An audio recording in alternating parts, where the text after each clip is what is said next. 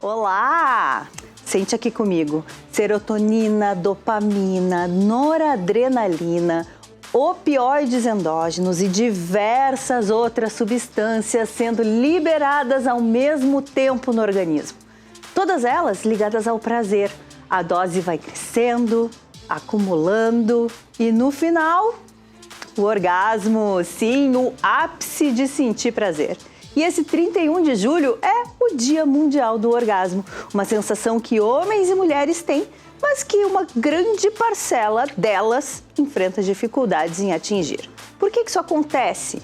Por enquanto, a gente fica nas preliminares, mas daqui a pouquinho nós vamos explorar esse momento da vida sexual humana. E ainda o trabalho da artista plástica Andréa Bracher, que resgata o passado através da fotografia. E o documentário sobre o Morro da Cruz, que está fazendo uma campanha após a seleção em Gramado.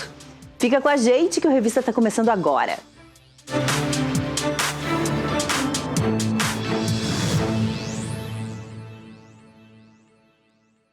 Hoje é o Dia Mundial do Orgasmo, um assunto que ainda é cercado de tabus, mas que tem ganhado cada vez mais espaço nas discussões sobre saúde e bem-estar. A gente confere agora como o mercado acompanha essa mudança e como o conceito de prazer pode ir muito além da sexualidade. Oh, God! Oh, yes! Yes! Yes! Yes! Yes! Yes! Ah! Falar sobre orgasmo ainda pode deixar muita gente sem graça. Mas desde 1999, o ápice do prazer ganhou uma data no calendário. Celebrado no dia 31 de julho, o Dia Mundial do Orgasmo surgiu no Reino Unido, como uma ação de marketing de uma rede de sex shops. Com o tempo, a data passou a estimular debates sobre sexualidade, autoconhecimento e saúde sexual. Aumenta sim. A gente tem um grande público, mas no dia do orgasmo desperta o interesse da galera. Acontece que o prazer ainda não é vivido na mesma frequência e qualidade por homens e mulheres. A pesquisa de um aplicativo de relacionamentos em parceria com uma marca de bem-estar sexual mostrou que menos da metade das mulheres afirma chegar ao orgasmo de forma consistente. Já entre os homens, esse índice passa dos 70%. Do you know what a clitoris is? Oh my God! Well, Yes, don't I say, know what a clitoris you do? is. Oh, I Yes. see. Yes, you do. I forgot you've been there and back. You know I've everything. learned about it in I'm just sex trying ed. to make I this really. Os números ajudam a explicar por que cada vez mais mulheres têm buscado conhecer melhor o próprio corpo. A maioria das pessoas, das mulheres principalmente, não tem conhecimento da quantidade de produtos que tem que facilitam ou proporcionam, na verdade, o orgasmo, né?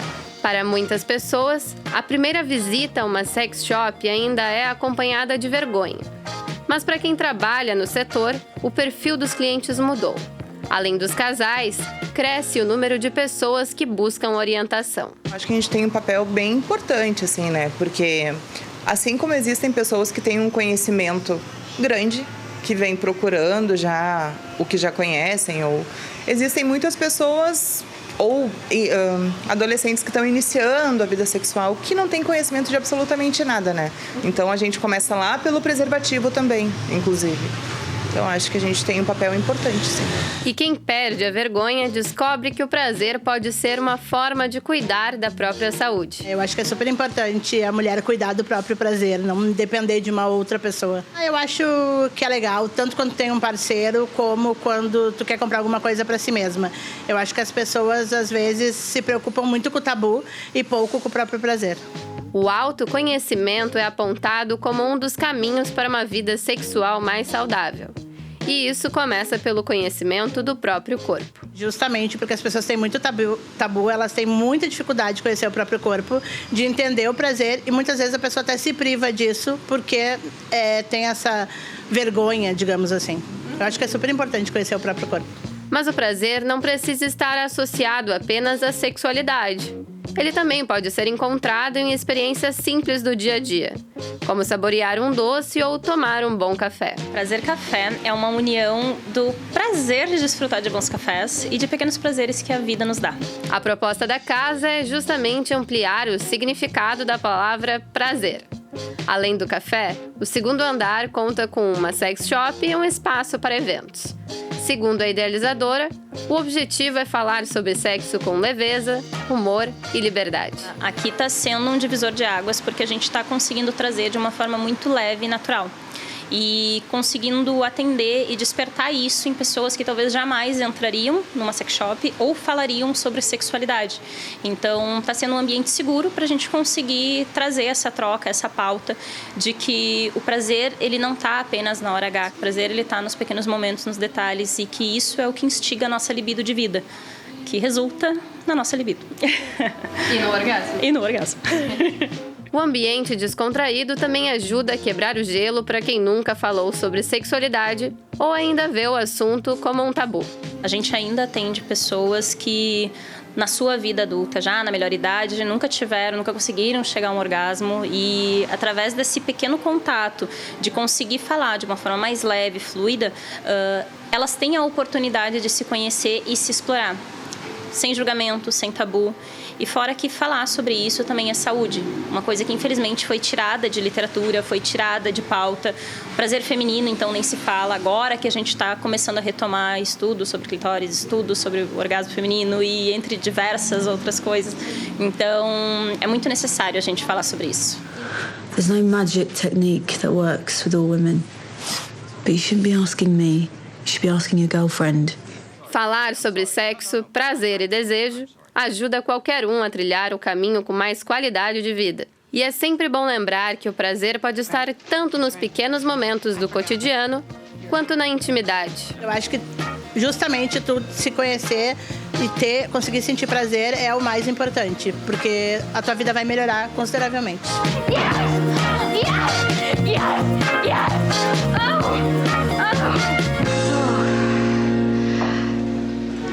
I'll have what she's having. Bom, conosco agora a psicóloga e sexóloga Alice Widley e também a doutora Florence Marques, que é ginecologista e sexóloga. Boa tarde. Boa tarde, Obrigada Renata, por estarem aqui conosco.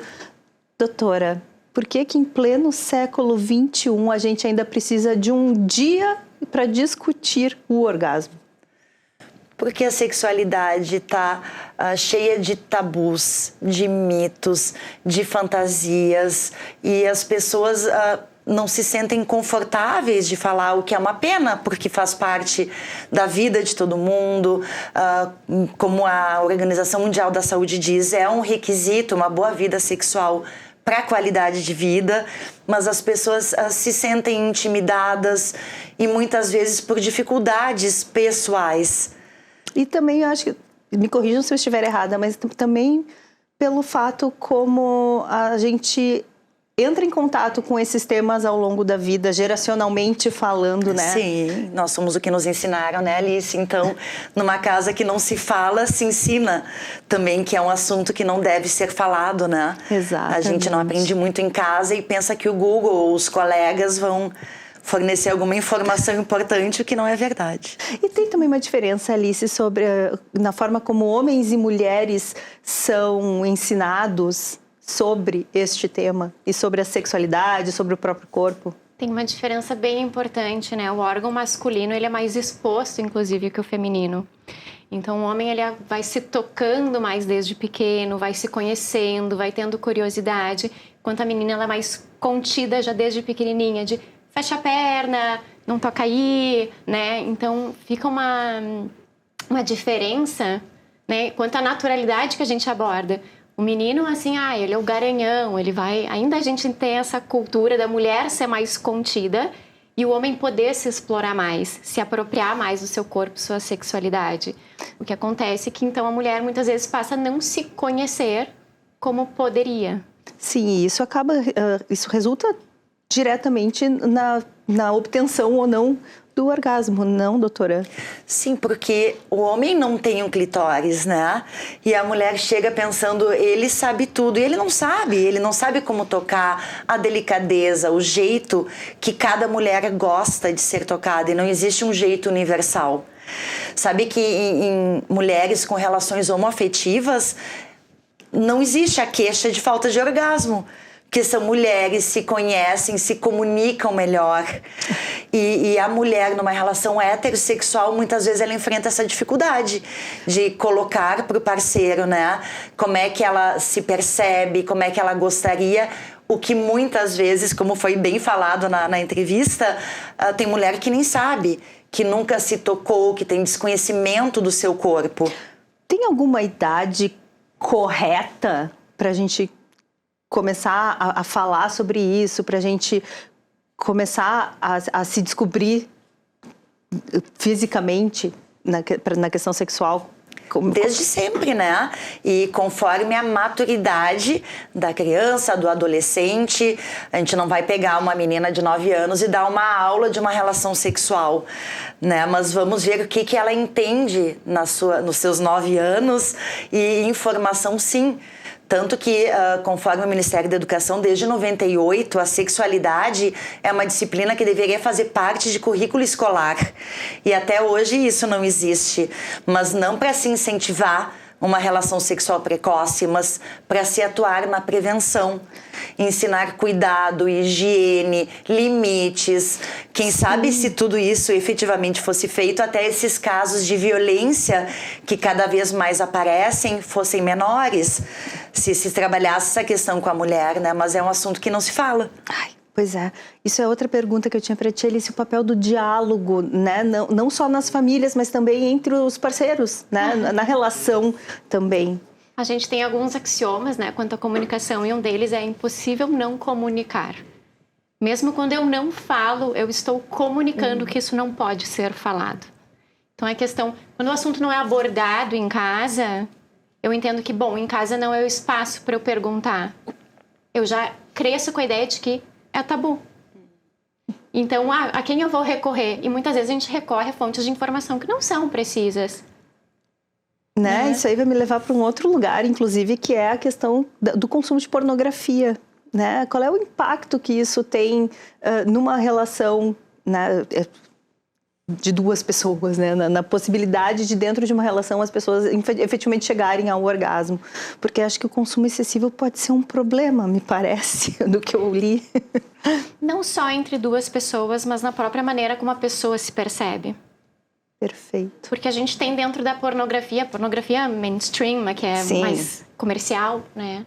Alguns estereótipos, inclusive, de corpos, do que é desejável, de práticas sexuais, de atividades, de comportamentos. E as pessoas, o grande problema é que elas começam a se comparar com a pornografia, só que a pornografia, por si só, a questão dela é o seguinte, ela não retrata o sexo da vida real. O sexo que está ali é um sexo performático. Quando as pessoas vão praticar sexo em casa, então elas entendem que aquilo ali é que traz satisfação e muitas vezes é dissociado da realidade. Então, tanto na maneira como a pessoa se percebe como insuficiente, como leiga, digamos assim, também no casal isso vai refletir. Sim, e é tão engraçado porque tu falou nessa questão da performance, né? E a gente que vive numa sociedade que é tão voltada à performance, né? A gente tem sempre que produzir, a gente tem sempre que entregar, de uma forma geral, né? Na vida, no trabalho, a pressão já é gigantesca, né? E aí a gente só leva isso para um outro lugar. Isso gera um problema, pode gerar problemas muito sérios, peso, né? sim. Exato, muita responsabilidade de não poder falhar, não poder errar, e todos somos humanos, né? Então, acho que o maior equívoco é pensar que uma relação sexual só será boa, plena e satisfatória se ela culminar com o orgasmo. E o orgasmo, como diz um grande amigo, meu mestre Gerson Lopes, é a campainha de fim de festa. Se tu passa a festa pensando, cadê a campainha, quando é que vai tocar? Tu não estás vivendo aquele momento. Tu tens que estar inteiramente no momento, sentindo o que está acontecendo, vivenciando e se permitindo, ou senão tu não vais sentir nada. Perfeito. A relação, a vida sexual, a saúde sexual está voltada muito mais ao processo do que, né, o orgasmo, perdão, trocadilho, é a cereja do bolo. Se pode ter uma relação fantástica sem o orgasmo e uma relação mediana, nada demais, rapidinha, com o orgasmo. Então ele não pode ser a medida da satisfação em uma relação. Que bom quando acontece, mas não a obrigatoriedade. E se ficar a relação toda se auto-observando, se vem ou não vem. Porque daí não vem nada, a gente se anestesia. Exatamente. Bom, pessoal, o cinema, obviamente, também aborda as questões das relações sexuais e do orgasmo. E a gente trouxe hoje 4 filmes que têm esta temática. Começando com Ninfomaníaca, volume 1, de 2013. Bastante machucada e largada em um beco, Jo é encontrada por um homem mais velho, Seligman, que lhe oferece ajuda. Ele a leva para casa para que descanse e se recupere. Ao despertar, Jo começa a contar detalhes da vida para Seligman, assumindo ser uma ninfomaníaca e que não é de forma alguma uma boa pessoa. Ela narra algumas das aventuras sexuais que vivenciou para justificar o porquê dessa autoavaliação. O Império dos Sentidos, de 1976. Japão, 1936. Sada, uma ex-prostituta, inicia um tórrido caso com o Kishizo, o atual patrão. O que parecia uma diversão inconsequente logo se transforma em uma intensa relação regida pela obsessão do prazer. Para os amantes, não existem fronteiras na busca do mais completo êxtase. É o amor louco. Love, de 2015. Murphy está frustrado com a vida que leva ao lado da mulher e do filho. Um dia ele recebe um telefonema da mãe da ex-namorada, Electra, perguntando se ele sabe onde ela está, já que está desaparecida há meses. Mesmo sem a encontrar há anos, a ligação desencadeia uma forte onda saudosista em Murphy, que começa a relembrar fatos marcantes do relacionamento que tiveram. E 9,5 Semanas de Amor, de 1986. O filme acompanha Elizabeth, assistente de uma galeria de arte no Sorro, que se envolve com um empresário de Wall Street chamado John Gray. Sem saber nada sobre ele, rapidamente os dois começam a se encontrar e praticar jogos sexuais mais intensos. O relacionamento, porém, fica cada vez mais complicado e difícil de ser controlado, com John agindo de maneira estranha. São filmes que a gente, né, alguns deles bem famosos e que também trazem essa, diferentemente da pornografia, né, eles também trazem alguns conceitos que são meio ambíguos, não, assim, de como se portar. E aí eu fico pensando muito sobre qual é a diferença entre desempenho e conexão quando a gente fala, né, de um encontro sexual, de uma relação sexual que vai eventualmente chegar no orgasmo. O que é que vocês acham? Bom, uma coisa importantíssima quando a gente fala de orgasmo é o entendimento que antigamente Freud dizia que existiam 2 orgasmos, um vaginal e um clitoridiano, e que a mulher madura teria o vaginal e a imatura somente o clitoridiano, e hoje em dia se sabe que não. O orgasmo é um só, sempre do clitóris, e eu acho que se a gente vai ver essa questão de conexão e desempenho, a mulher que entende que só 20% das mulheres do mundo têm orgasmo na penetração, para de se cobrar que ela também tenha, já que o orgasmo é um só. Então, na comunicação, isso é a base para um bom desempenho, com um estímulo em clitóris, a mulher conhecendo o seu corpo, estando presente na situação e se permitindo. Acho que esse é o caminho para que a conexão e o desempenho funcionem. Alice, tu concordas? Eu concordo. Eu faria um adendo que talvez desempenho seja não exatamente o contrário, mas ele poderia atrapalhar a conexão. Conexão é baseado no que eu desejo, no que faz sentido, no que eu gosto, no que eu quero viver. Desempenho é baseado no que eu acho que eu tenho que fazer. Se eu tô falando de prazer, eu tô falando de viver isso, de explorar. É espontâneo. Não tem regra, não tem um script. Começa assim, depois eu faço assado e chego nesse final. E essa é a grande diferença. Quando as pessoas desempenham ou buscam performar, elas não estão vivendo de fato aquilo ali, explorando o prazer, os sentidos, se deixando apreciar, acariciar, né, a vivência sexual. Permitindo. Exatamente. Então, a mensagem hoje é essa, né? Vamos nos permitir, como diria Lulu Santos. Exatamente, isso aí. Gurias, foi um prazer receber vocês aqui, adorei nossa conversa. Por favor, voltem sempre. Adorei Obrigada mesmo. pelo convite. Obrigada. Bom, a gente faz um breve intervalo e na volta nós vamos falar de um documentário sobre o Morro da Cruz que foi selecionado para o Festival de Gramado e que está fazendo uma campanha para poder participar do evento. Não sai daí. Vamos só...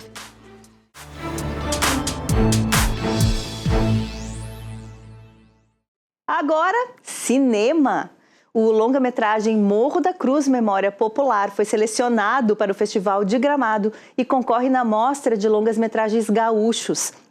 A comunidade está mobilizada numa campanha para garantir a presença dos protagonistas na exibição e tornar a obra acessível a um público maior. Conosco, o cineasta e diretor desse projeto, Criston Afronário. Boa tarde, seja bem-vindo. Boa tarde, tudo bem? Tudo jóia. Criston, me conta um pouquinho como surgiu a ideia de transformar essa história num longa-metragem. Então, vamos lá. A gente realizou a primeira edição da Semana do Morro da Cruz em 2026, esse ano, no mês de março, né? E como foi a primeira edição, a gente, enquanto Instituto Sociocultural do Morro da Cruz, a gente decidiu contar a história da comunidade, né? E isso, então, a gente entrevistou 14 pessoas, né, para fazer a exibição. Não foi durante a Semana do Morro, né? Mas foi para ser exibido no primeiro dia. E aí foi isso, assim, a gente gravou em fevereiro desse ano, né, a gente montou, foi uma correria, a gente montou em 2 semanas e a gente tentou exibir no primeiro dia da Semana do Morro, mas rolou a chuva e tal, e aí tava rolando a inscrição do Festival de Cinema e a gente escreveu no festival, assim, e deu certo, olha só. Maravilhoso, como é que não tinha nada para dar certo? Tinha tudo para dar certo, tinha tudo para dar certo, pois é. Essa coisa de filmar um pouquinho antes da semana, né?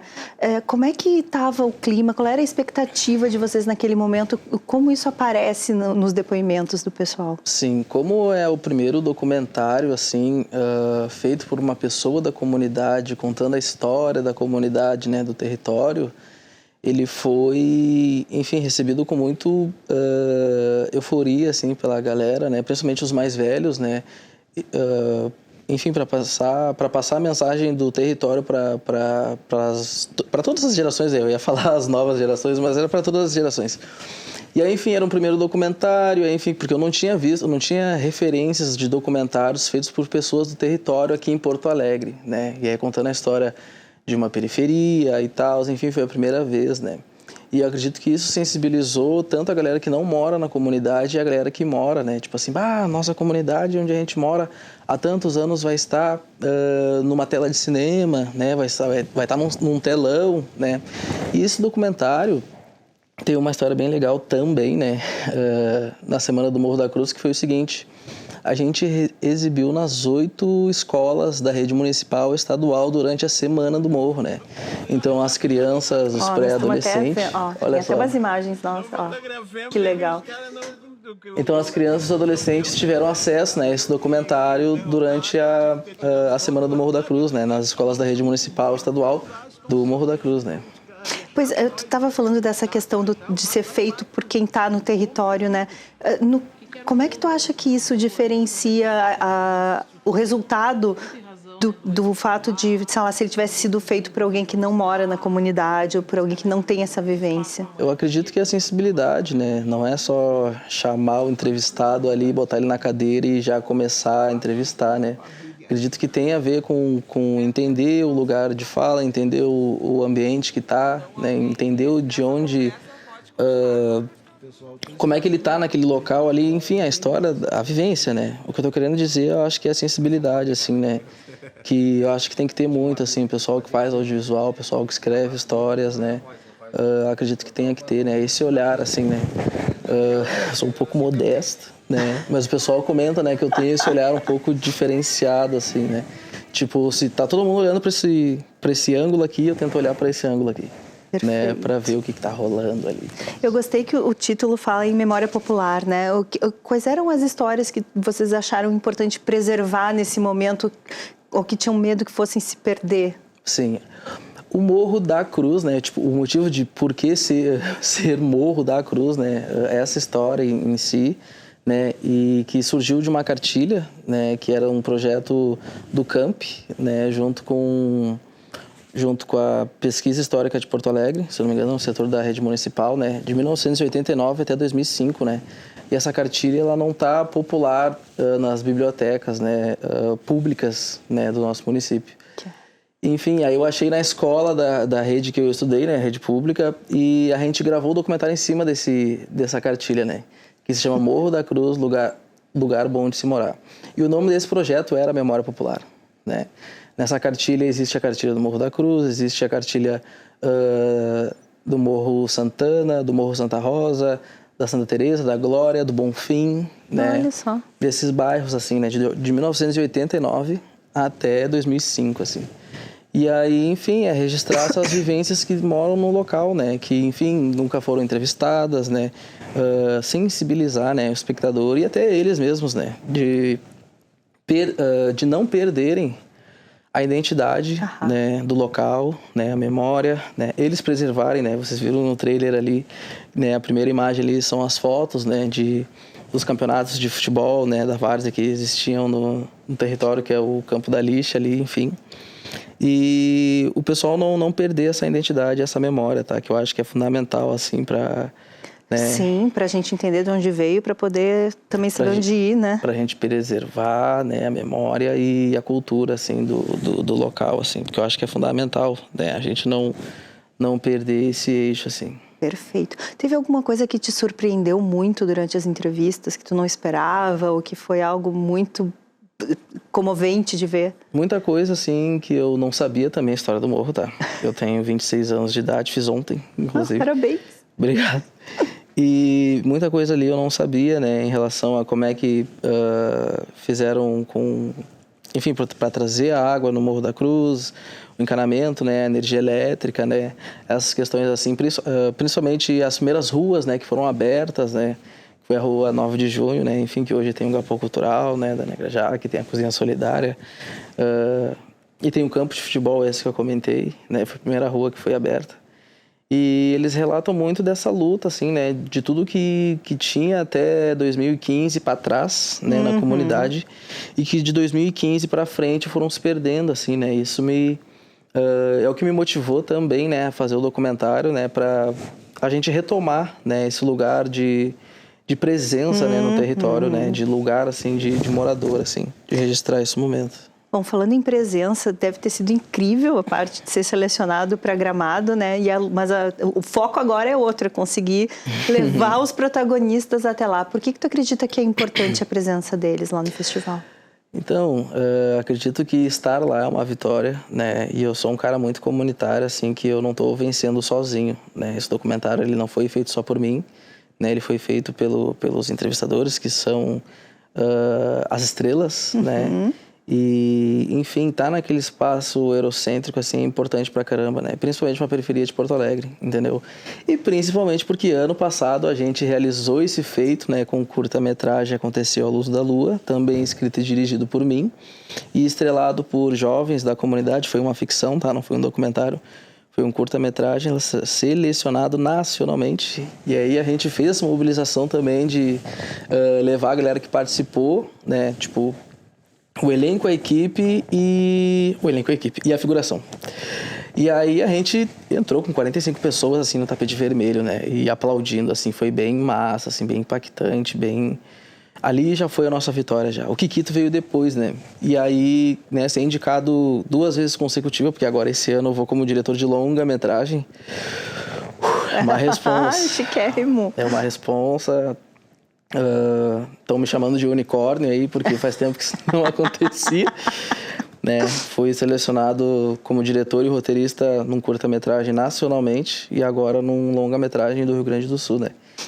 E tá sendo bem importante, assim, minha ficha não caiu ainda, tá? Ah, eu imagino que, né? Acho que só vai cair depois do festival. Sim, e ele foi um documentário que foi feito 100% independente, tá? Pois eu ia falar sobre isso também contigo, porque é difícil. No geral, é difícil fazer cinema. Fazer cinema independente é mais difícil. O que isso fala da força da comunidade? Porque, né? Sim. E também do que é fazer cinema hoje aqui no... Sim. Esse primeiro curta-metragem que eu fiz, a gente fez com edital, tá? Com dinheiro público, da Lei Paulo Gustavo, de 2023, que a gente foi contemplado, né? Esse desse ano a gente fez com dinheiro comunitário, né? Porque a gente decidiu fazer a Semana do Morro da Cruz assim, né? No mês de janeiro, a gente descobriu que o mês tal foi o mês que inaugurou, que 19 de março de 1960 foi quando começaram, né, as construções das casas no território, e a gente, vamos fazer a Semana do Morro. Tá, vamos fazer. Tá, mas para fazer a Semana do Morro tem que ter um documentário contando a história da comunidade. Vamos fazer. E aí, enfim, a gente pegou a minha câmera, né, que eu recém tinha comprado, uma Canon SL3 DSLR, e equipamento de som emprestado, eu e minha colega Andréa Machado, né? E aí eu e ela de moto, a gente gravou em 7 dias, assim, pra cima e pra baixo, entrevistando 14 pessoas. E a gente montou, né? E, enfim, a sensibilidade fala, né? O roteiro fala. E a gente foi selecionado, né? Então, acredito que é mais nesse sentido, assim, cinema comunitário sendo contemplado no Festival de Cinema de Gramado, assim, na categoria de longas, né? Não, maravilhoso. E para quem quiser participar da campanha e ajudar vocês todos a irem até lá, como é que faz? Bora lá, sobre a campanha, né? Ali nas redes sociais do Instituto Sociocultural do Morro da Cruz e na minha Afronário, tá ali o Pix ali, né, que é institutomorrodacruz@gmail.com, né? E, ou compartilhando, né? Enfim, é R$1, R$2, R$3, enfim, o valor que tiver, né? No seu coração, a gente vai entender. Mas também compartilhando, né? Pra gente conseguir levar toda a galera pra lá. Inclusive, né, quero agradecer pelo convite aqui, né? Acredito que aqui é um momento também de sensibilidade, porque do que a gente está fazendo, né? Essa campanha, essa mobilização, né? Da minha parte, da nossa parte, enquanto equipe, enquanto moradores. E é isso, quero agradecer, tá? E vamos fazer acontecer. Prazer é nosso, nós vamos fazer acontecer. Todo mundo anotaram, por favor, anotem. Vamos fazer esse Pix, galera, e vamos ganhar lá sucesso pro filme, sucesso lá no festival e fora dele também. Espero te trazer aqui também depois para falar de como foi a experiência e quem sabe de novos projetos. Obrigado. Obrigada. Bom, pessoal, tu aí é daquele time que gosta de ler livro antes de assistir uma adaptação para o cinema? Ou será que o livro é sempre melhor do que o filme? Bom, polêmicas à parte, tem um projeto que une esses dois universos chegando na Sala Redenção da URGS e quem está por lá para nos contar um pouquinho mais é o Carlo Moretti. Oi, Carlo. Oi, Renata. Essa é uma discussão antiga, né? Mas a verdade é que aqui na Sala Redenção tem espaço para todo mundo. Para quem gosta de literatura e também para quem gosta de cinema. Né, Fatimarley? Boa tarde. Boa tarde, com certeza, Carlo, mas é preciso dizer que são linguagens diferentes. Literatura é uma forma de expressão e o cinema é outra, né? Enquanto a literatura é escrita, o cinema é visual. E a gente tem aqui esse projeto, Filmes e Livros, né? Desde o ano passado, agora a gente já está nesse ano na 3ª edição.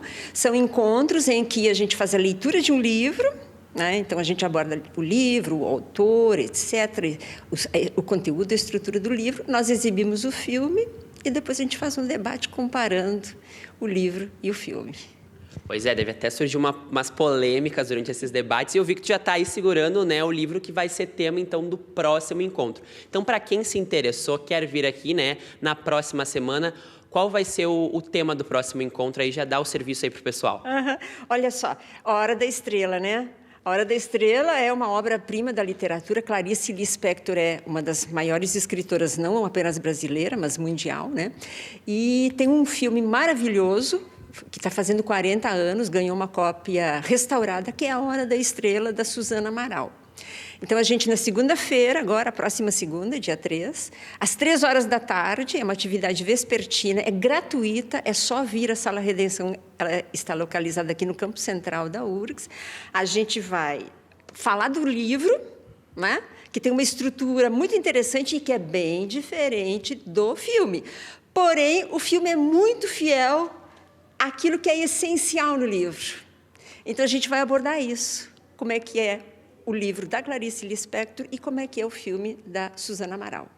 Perfeito. Então, para quem quiser chegar, fica o convite. Na próxima segunda-feira, então, já começa novamente o projeto Filmes e Livros. Volto contigo, Renata. Obrigada, querido. No próximo bloco, o passado encontra o presente através da fotografia. Nós já voltamos.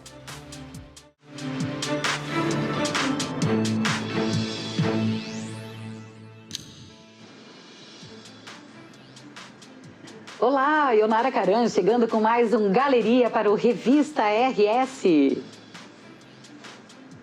Tudo bem, gente?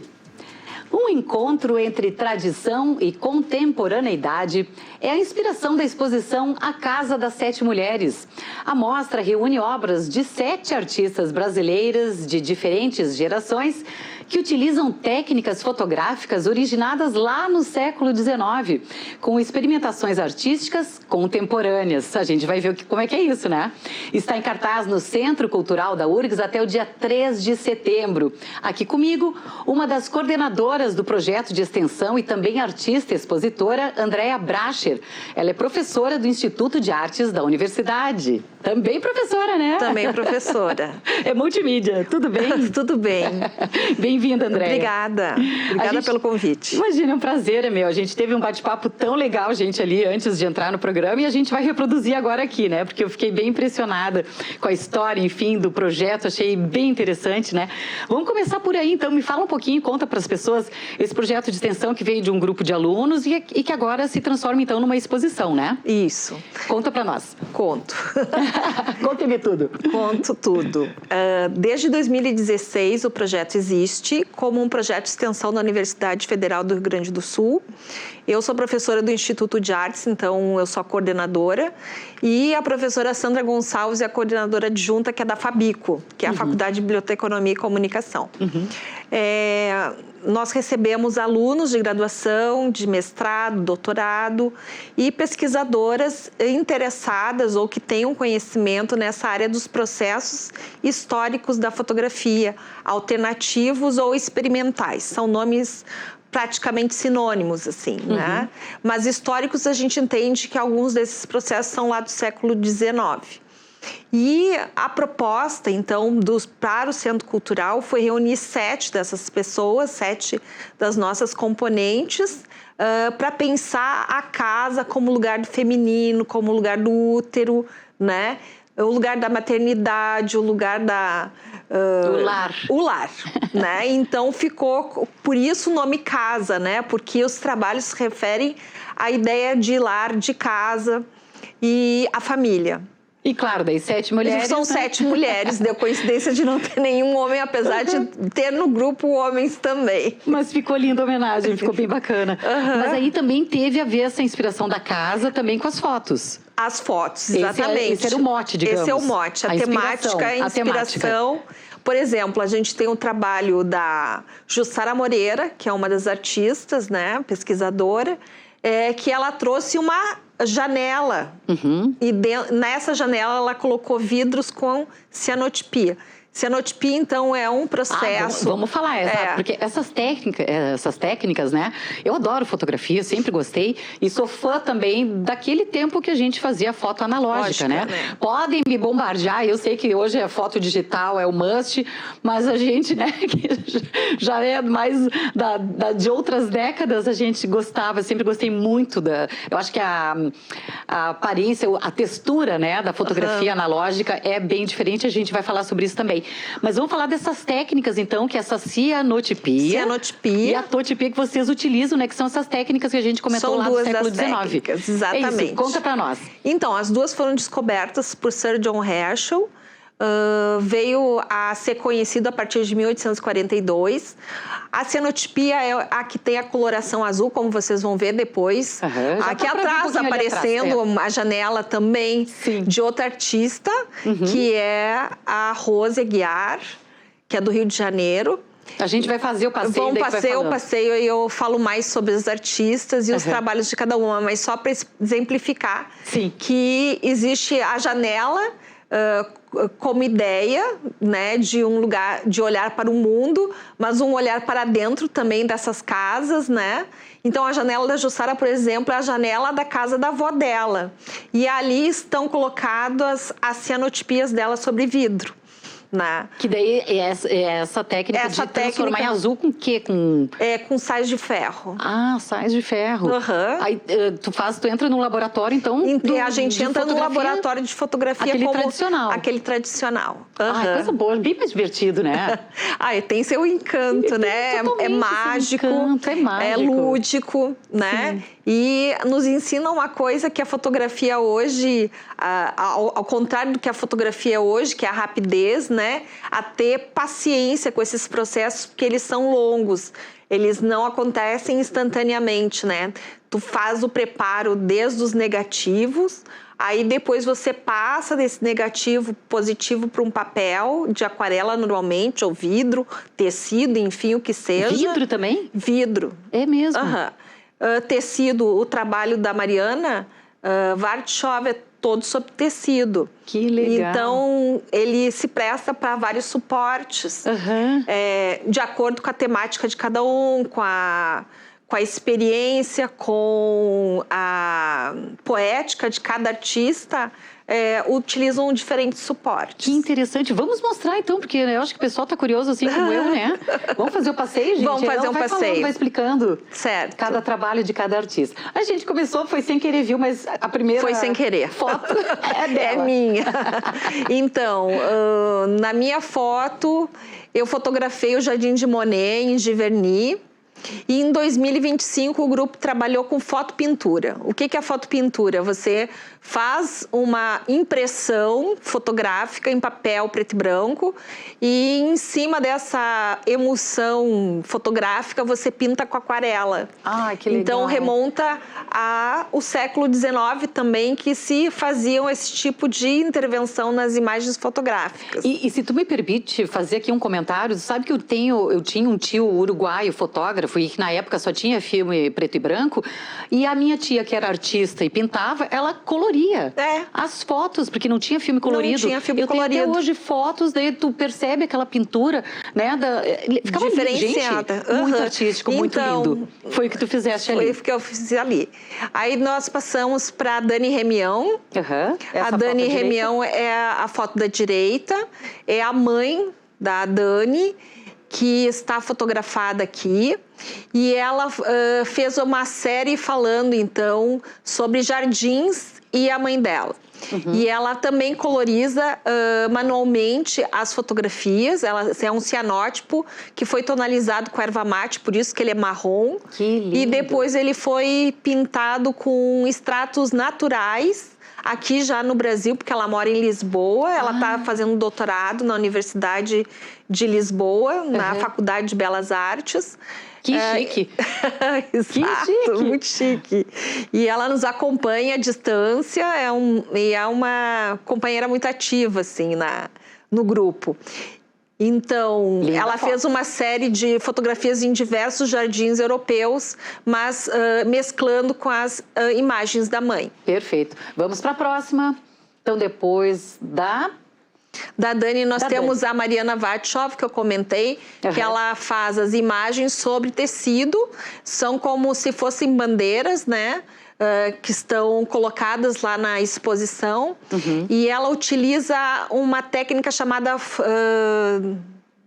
fotograma, que é colocar sobre o tecido emulsionado as plantas. E aí, por contato, tu transfere a silhueta da planta para o tecido ou para o papel. Que legal. Então, é na técnica de cianotipia e com impressão também botânica, que é outra técnica que ela utiliza para deixar essas imagens com colorido. Aquele amarelinho que vocês estão vendo aí, é isso. Lindo, muito lindo. São fotos grandes?